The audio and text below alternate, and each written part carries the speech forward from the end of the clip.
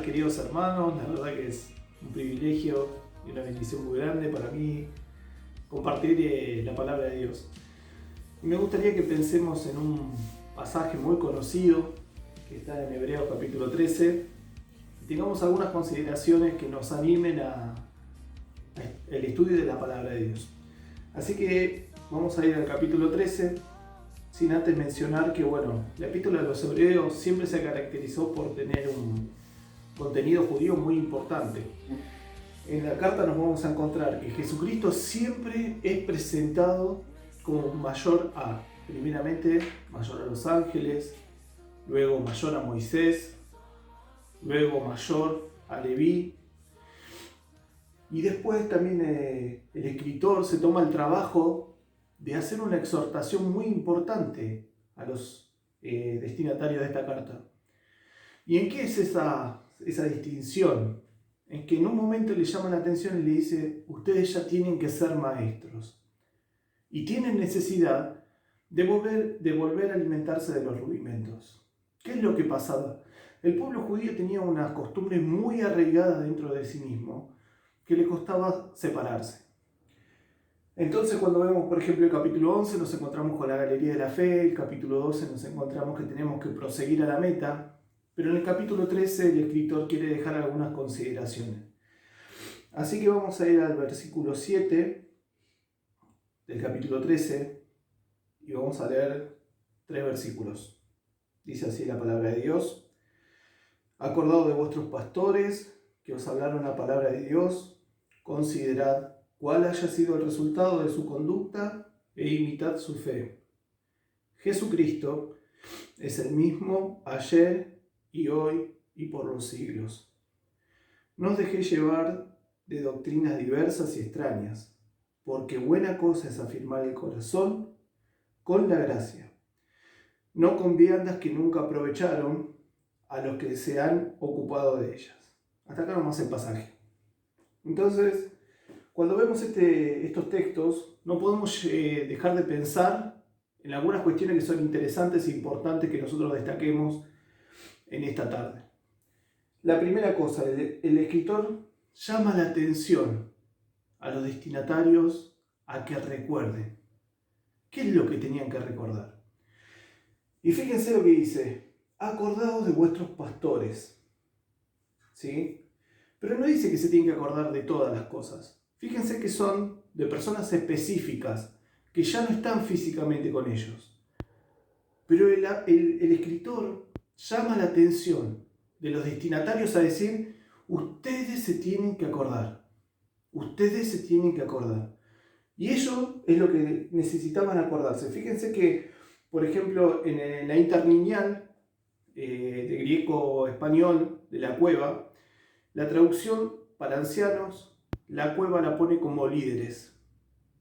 No solamente está puesto con ese concepto por una cuestión de forma, sino que también es la función que cumplía esta persona, que era pastor, o que era. Fíjense que había más de uno. Acordaos de vuestros pastores. Y después lo que dice: ¿qué hicieron estos pastores para que nosotros lo tengamos en la memoria? Para que ellos recuerden, para que ellos vuelvan a pensar en ello. Y dice del escritor que ellos les hablaron la palabra de Dios.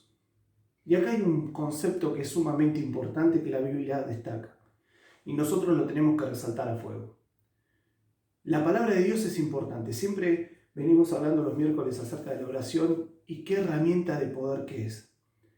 Pero fíjense que las grandes oraciones que nosotros encontramos en la Biblia muchas veces son por la reflexión profunda de la palabra de Dios. Por ejemplo, Daniel estaba leyendo el rollo y en el rollo encuentra cuánto era el tiempo que Israel iba a estar y él empieza a orar y después el ángel viene y le confirma el mensaje. Cuando vemos la dedicación del templo vemos que Salomón también, después de tener un análisis profundo de la palabra de Dios, llega a la conclusión de elevar una oración gigante a Dios. Una oración que marcó un hito en el pueblo de Israel.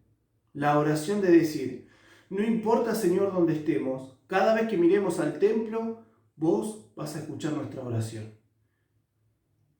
Vemos la oración justamente cuando Josías dice que encontró nuevamente la ley. Él rasga sus vestiduras y se da cuenta el pecado tan grande en el que estaba el pueblo. La palabra de Dios tiene una efectividad tremenda en nuestra vida. Primeramente, la palabra de Dios es aquella, como dice también el escritor, que penetra hasta lo más profundo del alma y discierne los pensamientos. ¿Cuántas veces nos encontramos con algún pasaje que quebranta nuestro corazón? ¿Cuántas veces cuando no tenemos consuelo encontramos en la palabra de Dios el ánimo que estamos necesitando? Es necesario que nosotros volvamos a la Biblia. Es necesario que nosotros, por medio de la Escritura, llevemos a un quebrantamiento delante del Señor para poder encauzar nuestra vida.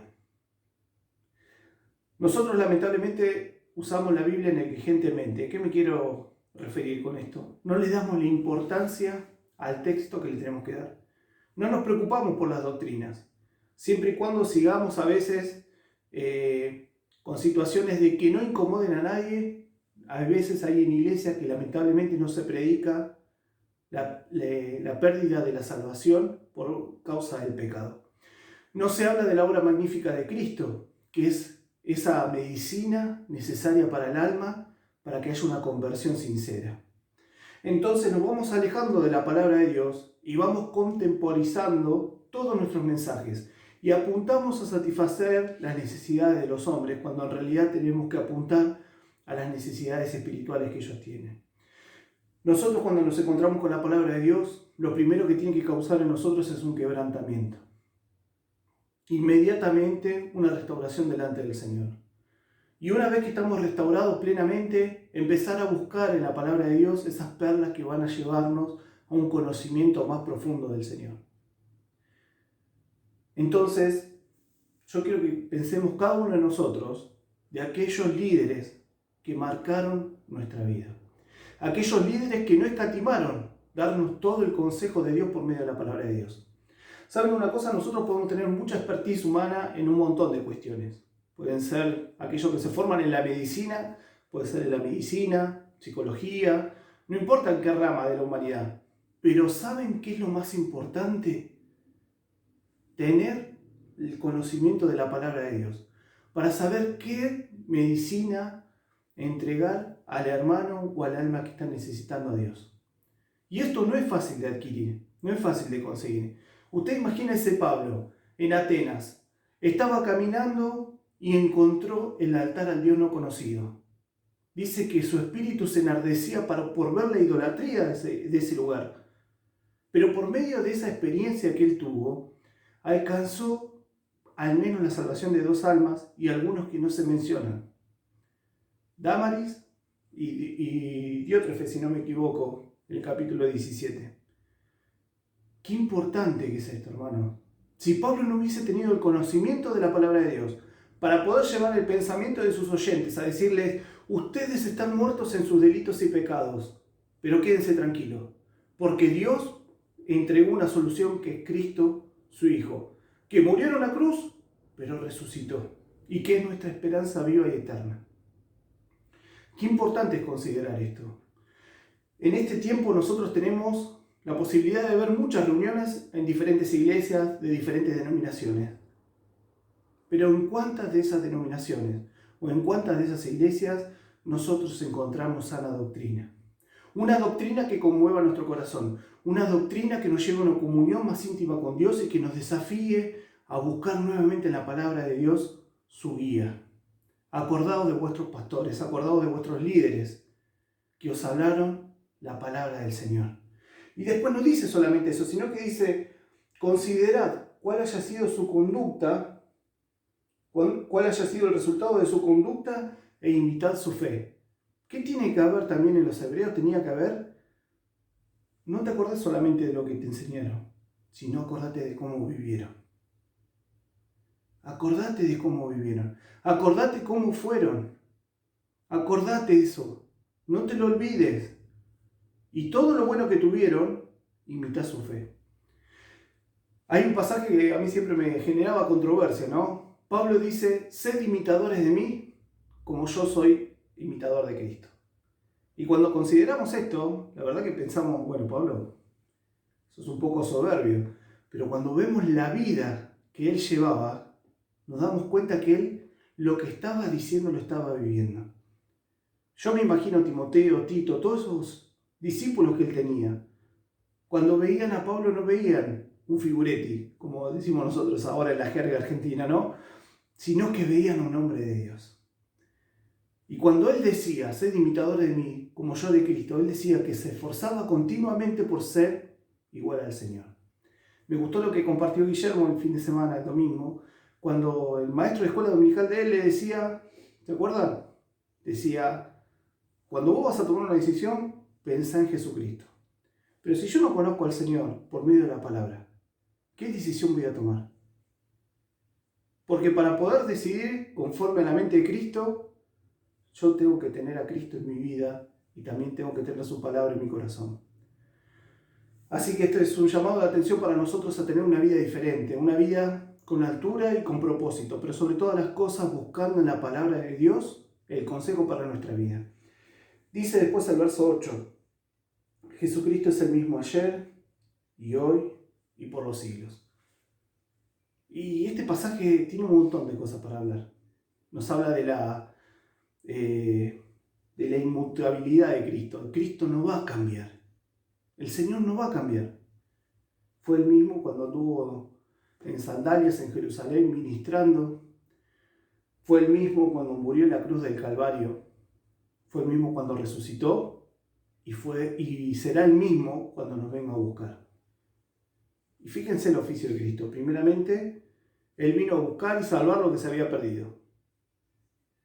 Jesucristo es el mismo ayer, cuando nos vino a buscar. Después dice, Jesucristo es el mismo hoy, cuando sabemos que Él es nuestro intercesor delante del Padre, porque muchas veces nosotros no tenemos los pies limpios. Y le dice la palabra de Dios que Él es nuestro abogado que intercede. Tiene un oficio sacerdotal delante de Dios. Y Jesucristo va a ser el mismo cuando venga a reinar con gloria con su iglesia. Y esto nos lleva a una consideración. ¿La doctrina cambia? ¿La palabra de Dios cambia? No. Pero nosotros sí cambiamos. Lamentablemente nosotros nos olvidamos de esto. No caigamos en la contemporización de la palabra de Dios, sino busquemos el consejo de Dios para poder transmitirlo con fidelidad. Porque eso es el todo de nosotros. Nosotros tenemos que entregar el mensaje de Dios, no solamente para salvación, sino también para edificación. Pero conocer al Señor es una relación continua. ¿Qué es lo que le estaba pasando a los hebreos? Lo que dice en el versículo 9. No os dejéis llevar de doctrinas diversas y extrañas, porque buena cosa es afirmar el corazón con la gracia, no con viandas que nunca aprovecharon a los que se han ocupado de ellas. Y acá nos habla el escritor justamente de permanecer en la sana doctrina y en la gracia de Dios. Queridos hermanos, saben una cosa, hace poco comencé a leer un libro nuevamente y ese libro me llevó a una reflexión, ¿sí? De nuestro hermano querido Horacio Alonso. Y él hace un desafío en su libro a vivir y experimentar lo que es un verdadero avivamiento. Y él da algunos pasos en el primer capítulo. Ir a la Biblia, quebrantarse delante de Dios, apartarse del pecado y tener una vida de fe. Y un solo corazón que pueda tener este espíritu puede generar un avivamiento en la iglesia. Quiere el Señor que algunos de nosotros podamos tomar esta posta. Yo no lo conocí personalmente, pero sí disfruto mucho de su lectura y de sus libros. Él habrá sido un gran hombre de Dios y un líder. Y hoy el desafío está puesto de este lado, de nosotros. ¿Qué doctrina vamos a enseñar? ¿Qué Biblia vamos a enseñar? Así que los desafío, hermanos, y me desafío a mí mismo también, a que busquemos en la palabra de Dios todo el consejo que tiene para nosotros, sabiendo que el Señor quiere que nosotros seamos una iglesia que enseñe la verdadera doctrina como lo estamos haciendo. Que el Señor bendiga su palabra.